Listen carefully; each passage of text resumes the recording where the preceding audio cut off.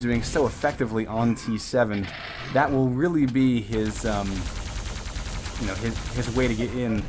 But Gills at this point still maintaining a pretty good stack. He's lost armor. This is the second time Death Row has grabbed this red, and they trade rails. So Gills is now down to a mere 90 health and armor, picking up a 50 that'll put him up to 140 health and armor. Death Row, on the other hand, has the better stack and is about to get Mega for the first time, I think, if not all game.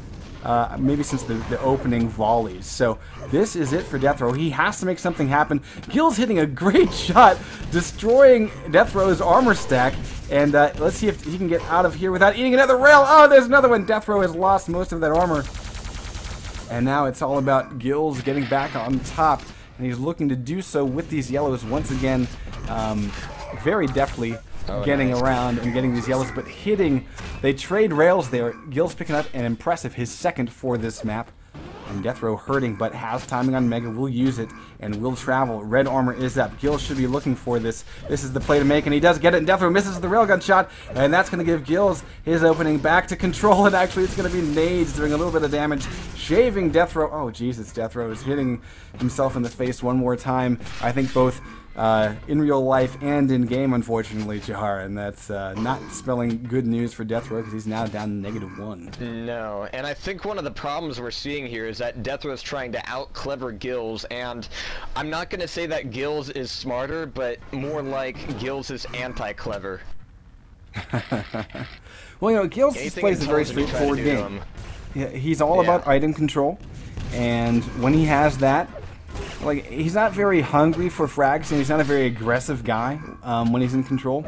But what he will do is he'll starve you for health and armor and try to hit a couple pot shots with the railgun as he catches a glimpse of you, and then as soon as you try to challenge for an item, he puts you down, and it works out pretty well. It doesn't mean that, you know, he's not winning games by enormous frag margins, but what he is doing is, like in an LG on LG battle, he's like, I know I win because my stack is better. And boom, there he is finishing off with the rail. And that's a free red. Oh, forcing the spawn! And getting a nice, excellent 5 to -1, and that is full control for Gills. Because he'll also be able to back off to this plasma yellow, and he's gonna. Oh, he does miss the shot on the portal yellow, but it was a nice idea. Death Row actually rocket jumped out of that situation, and that might have saved his ass. I'm not quite sure. Only 64-24 for his stack though, so a bit weak. And Gills, I don't know, those rocket jumps are definitely giving a lot of sound cues away. Telegraphing Gills is just getting locked onto the scent. I think we're going to be seeing a few more frags here before this goes down. Going silent now, Gills taking portal yellow. No, he's actually going to be baiting it out. And he's a master at this. Well, we just saw Death Row pick up the plasma yellow, so we know that Death Row is nowhere near it. He actually moves in on Mega, but a few seconds too late, Gills has it, and he's away. And all the damage. Here's the +4 Death Row that we're used to seeing. And I think that's only going to play into Gills' hands. Yeah. Yeah. But on the other hand, Death Row has to go +4 to this point. He really can't afford. You know, Gills is not going to give him any opening. The best he can work with is maybe this portal yellow, which is up now. And that's it. And even the Gills is going to deny him that. Maybe. Oh! Nice little damage done after the pickup. Very nice. Death Row is crippled. That rail will do it. One more. No, now one more. Oh, no, he got Mega. So he's away. Nice, again, nice dodging and timing by Death Row. He gets away with 81 health. And look at this rocket waiting for Death Row as he picks up this red. But here's the +4 we're used to seeing. But now he's playing into Gills' hands. Yeah, so risky. I mean, Gills is just saying, okay, you're going to do that. I'm just going to back up and lay a red carpet of rockets and grenades at your feet. Feel free to walk over them. Yeah, it's definitely Star Knight. You can see the immediate the switch in Gills' play there. So I think that we can safely say with 1 minute left to go and a 6 frag gap that Gills will be able to take this first game. But Death Row fantastically forcing it into a tiebreaker here on ZTN. And we're going to do, oh, there he goes. He finally gets back to the goose egg. 5-0. Let's take a look at the accuracies. 33% rail, 24 LG, 29 rocket for Death Row. And for Gills, it's 46 rail, 25 LG, and 36 rocket. Death Row coming +4 one more time, bringing it within 4 in the final 30 seconds. But unfortunately, I believe it's a little bit too little too late. Just like DM1. DM6, sorry. DM1. All right. Was that the power station or something? What was that one called again? The Hell's Gate. Okay, that's right. That's okay, right. yeah, whatever. Just stuck on a map that we'll never see. All right. 7-1 will be the final score here. Well played, both players. Gills will come out the victor. But a solid 4 impressives for Gills. As we wind that down, 3 impressives for Death Row. But I think Gills just had the much solid map control.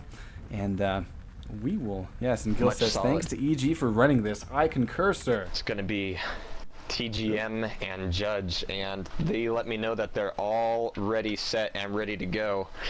This is single limb. Did I hear that right? Yeah. TGM. Nice knowing you, bro. Yo. Yeah. Yo. Hop off, TGM.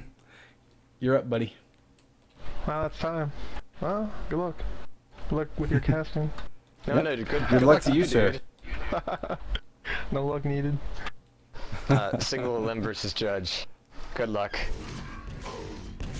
So we have Judge and TGM on the server ready to go, and just one more time, guys, we are going to see the same 3 maps played tonight. This is going to be DM6, T7, and if needed, the tiebreaker will be ZTN/Blood Run. And now we'll do a little tour. I want to do tours for the new players. All right. So right here in the center of this arena, we're going to see a Mega Health spawn. At the top of this long jump pad is the rocket launcher. As we go across to this area, this is called the bridge. And across from bridge is a railgun, but most importantly, below the bridge is where the red armor spawns. We're going to wait for it to spawn in 3, 2, and 1. There it is. And we'll actually catch a glimpse of Mega. And very critically, the lightning gun is right here. This is a huge, let me get back into this game, weapon. And the yellow armor spawns at the top of this, the edge of the pillars here. This area is called the pillars for new players. So, very few power-ups on this map, and that can be good or bad depending on how you play this map. A lot of players seem to struggle a little bit because of the lack of power-ups. It's harder for the player out of control to get back in. We're going to see this thing go live in 5, so Jahar, why don't you kick us off watching TGM, please? Sure thing. Watching TGM, he's going to be getting a spawn over by red armor. That's going to cut him out of weapons, but it's going to give him an initial stack.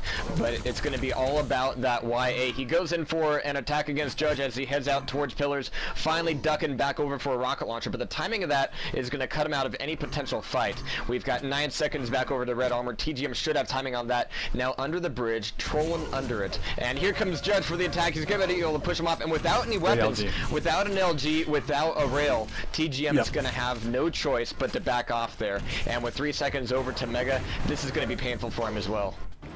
Actually, Judge, a little off on the LG. We had the 2 battles, and he's only got 22% LG. TGM actually has done really well to kind of run away, and I like the fact, let's go back, if we can, to that initial skirmish that they had where TGM was near the Mega spawn. He actually waited to go up the jump pad to get rocket launcher, and that was the right choice, because had he gone straight in for that jump pad, Judge would have pushed in with LG and just destroyed him. So I like the choices by TGM. He's basically been on the back foot this entire minute and 10 seconds, but he's played it well to not give up a frag. So let's go over to Judge, who now has full control with red armor coming up in 5. TGM might, given this position, might be able to run over and grab yellow really quickly, but he cannot stall. He's got to go straight for it, and he's not even doing that. I think he doesn't have timing on red, and he wanted that. Instead, he's opting for rail, and this might be a good idea, but he now needs to make sure he doesn't die. Whereas Judge has everything. He can just turn and rail him right here. I'm just going to do it. Railgun, and there it is. Boom. There it is. So, that's the one and only and 100% rail for Judge. Nice moment. Cherish it while it lasts. But red armor grabbed by TGM as a fresh spawn. Mega going to Judge.